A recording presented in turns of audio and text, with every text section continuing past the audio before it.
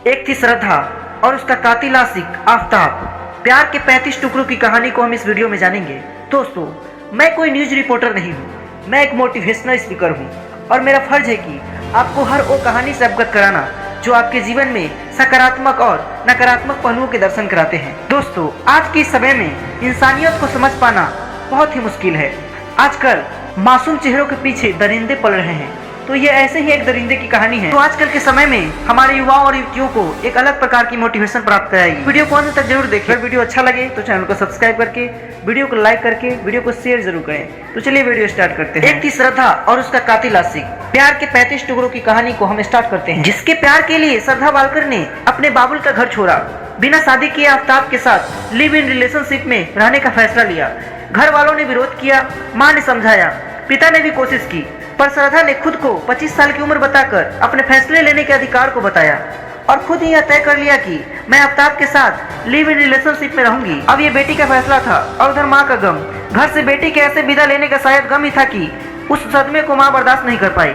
फिर 2020 में माँ की मौत हो गई। उधर पिता के रिश्ते 2016 से ही अपनी पत्नी से खराब थे। ऐसे में श्रद्धा कुछ दिनों के लिए माँ के घर आई तो जरूर, लेकिन फिर लौट गई।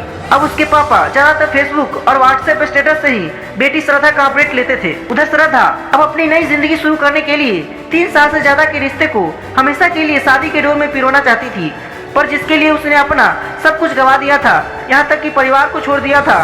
पर उसे ये पता नहीं था कि जिसके साथ वो 7 जन्मों के बंधनों का सपने देख रही है, असल में वह दरिंदा है, एक खूनी दरिंदा जो उसी की कत्ल की काफी समय से साजिश रच रहा है। लड़ाई झगड़े तो अक्सर दोनों में होते ही थे, पर ऐसा किस कपल में नहीं होता है। फिर वो यानी आफ्ताब माफी मांग लेता, वो माफ भी कर देती थी, पर वो जानती नहीं थी कि इस माफी के पीछे भी आफ्ताब की साजिश है। आखिरकार कई महीनों की साजिश के बाद उसने श्रद्धा की बेरहमी से 35 टुकड़े किए। आफ्ताब ने अचानक श्रद्धा का किया मर्डर, या कई महीनों की साजिश के बाद, आइए जानते हैं इस रिपोर्ट में। श्रद्धा वालकर की हत्या अचानक आवेश में आकर हुई, या फिर कई महीनों की साजिश के बाद श्रद्धा का मर्डर हुआ? ये वो सवाल है जिसकी तलाश तो दिल्ली पुलिस भी कर रही है। श्रद्धा मर्डर केस की अगर बारीकियों को समझे तो यही लगता है कि कई महीनों की साजिश रचने के बाद इसे अंजाम दिया गया। इसके पीछे कई वजहें हैं, क्योंकि दिल्ली में आने के 10 दिन बाद ही आफ्ताब ने श्रद्धा की हत्या कर दी थी। इसके बाद उसके 35 टुकड़े किए थे। ऐसे में सवाल है कि आखिर दिल्ली आने के बाद ही आफ्ताब ने क्यों कत्ल किए? इससे पहले वो पहाड़ी वादियों में घूमने गया था, क्या वहाँ भी कत्ल की साजिश रच रहा है? असल में तफ्तीश में यही लगता है कि आफ्ताब मुंबई में रहते हुए ही श्रद्धा को अपनी जिंदगी से दूर करना चाहता था, क्योंकि श्रद्धा अब अपने रिश्तों को शादी के डोर में बांधना चाहती थी। जबकि आफ्ताब जिस डेटिंग ऐप बम्बल से श्रद्धा से मिला था, उसी ऐप से उसे और भी लड़की मिल गई थी। अब वो नए रिश्ते में बंधना चाहता था। इधर पुराना रिश्ता पीछा नहीं छोड़ रहा था, चूंकि मुंबई में उसका और श्रद्धा दोनों का परिवार जानता था। वो ये भी जानता था कि श्रद्धा के परिवार में ज्यादा ध्यान रखने वाली माँ अब जिंदा नहीं है, पिता से उसका ज्यादा नाता नहीं है। ऐसे में अगर अचानक श्रद्धा कहीं गायब भी हो जाए तो ज्यादा कोई पूछने वाला नहीं है। ऐसे में पुलिस इस एंगल की भी जांच कर रही है कि जब मई से पहले आफ्ताब हिमाचल में घूमने गया था, तब भी कहीं वो उसे मारना तो नहीं चाहता था, क्योंकि हिमाचल के कई ऐसे हिल स्टेशन हैं जहां से किसी को गहरी खाई में धक्का में देकर मारा जा चुका है। लेकिन शायद इस खतरनाक मंसूबे को अंजाम देने में आफ्ताब कामयाब नहीं हो सका, इसलिए उसे दिल्ली आना पड़ा। यहाँ आने के बाद वो दिल्ली के कई होटलों में रहा, शायद यहाँ भी उसे मौका नहीं मिल पाया। इसके बाद उसने दिल्ली के उस एरिया में कमरे की तलाश की जहाँ से कुछ दूरी पर जंगल वाला एरिया हो, जहाँ हत्या के बाद वो उसके शव को ठिकाने लगा सके और किसी को भनक भी नहीं लगे। ऐसे में आशंका है कि यही सोचकर उसने दिल्ली के मेहरौली एरिया के छतरपुर में किराए का कमरा लिया। कमरा लेने के बाद कुछ दिनों सेटल हुआ, फिर तुरंत मौका मिलते ही लड़ाई झगड़े के दौरान ही आफ्ताब ने श्रद्धा की गला घोंटकर हत्या कर दी। अब श्रद्धा का मर्डर तो कर दिया, लेकिन उसकी लाश को जंगल में दफनाना बड़ी चुनौती थी। वो लाश को उठाकर नहीं ले जा सकता था। इसके बाद उसने तमाम तरीके तलाशे, गूगल पर सर्च किया कैसे लाश के कई टुकड़े आसानी से किए जाए। लाश को जब काटेंगे तो खून निकलेगा, इसलिए गूगल पर यह भी सर्च किया कि कैसे खून को साफ किया जाए। फिर उसने उस केमिकल का भी पता लगाया जिससे खून साफ भी हो जाए और कोई सबूत भी ना मिले।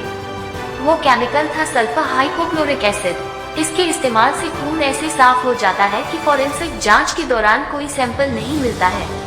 मर्डर के बाद उसने श्रद्धा के खून से सने और अपने कपड़े दोनों के उतार लिए थे। इसके बाद उसे आने वाले दिनों में एमसीडी के कचरे वाली वैन में डाल दिया था ताकि किसी को कोई सबूत नहीं मिले। बम्बल डेटिंग ऐप से श्रद्धा से मिला था आफ्ताब। प्यार, लव इन रिलेशनशिप और फरेब में कत्ल की सनसनीखेज कहानी की परतें खुलने लगी है। श्रद्धा और आफ्ताब के रिश्तों की शुरुआत एक डेटिंग ऐप से हुई थी। वो साल था 2018। बम्बल डेटिंग ऐप से दोनों की मुलाकात हुई थी। 2019 से दोनों लिव इन रिलेशनशिप में रहने लगे थे। अब इस हत्याकांड को लेकर पुलिस के सामने आफ्ताब अमीन पुनावाला ने सनसनीखेज खुलासा किया है। उसने बताया कि हत्या के बाद खून साफ करने का तरीका जानने के लिए उसने गूगल पर सर्च किया था। ये भी पता लगाया गया था कि इंसान के शरीर को आसानी से कैसे कई टुकड़ों में काटा जा सकता है, कैसे हाथ और कैसे पैर को ज्वाइंट से आसानी से अलग किया जा सकता है। ये सारी जानकारी तब मिली जब दिल्ली पुलिस ने आफ्ताब के मोबाइल की डिटेल्स खंगाली। इंटरनेट की सर्च हिस्ट्री से सारी जानकारी मिली है। श्रद्धा की हत्या की असली वजह क्या है? पुलिस की जांच में पता चला है कि दोनों के बीच में काफी समय से झगड़ा होता था। इस बीच दोनों को एक दूसरे पर शक भी होने लगा था। आफ्ताब को लगता था कि श्रद्धा का कोई दूसरा करीबी दोस्त बन चुका है। वहीं श्रद्धा का भी दावा था कि आफ्ताब की पसंद अब कोई और है। इस बात को लेकर मर्डर से कुछ महीने पहले दोनों कई हिल स्टेशन भी गए थे। हिमाचल प्रदेश में कई दिनों तक घूमने के बाद दोनों दिल्ली में रहने का प्लान बनाया था। इसके बाद दोनों 8 मई को दिल्ली आ गए थे। 15 मई को दोनों ने छतरपुर में किराए का कमरा लिया था। इसी में 18 मई को दोनों के बीच झगड़ा हुआ।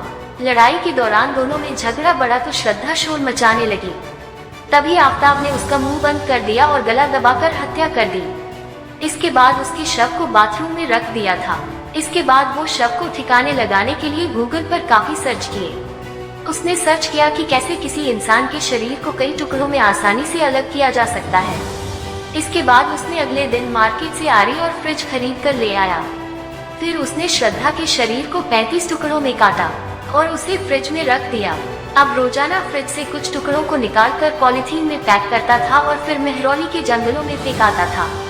पुलिस की पूछताछ के बाद उसकी निशानदेही से श्रद्धा के शरीर के करीब 13 टुकड़े मिल चुके हैं।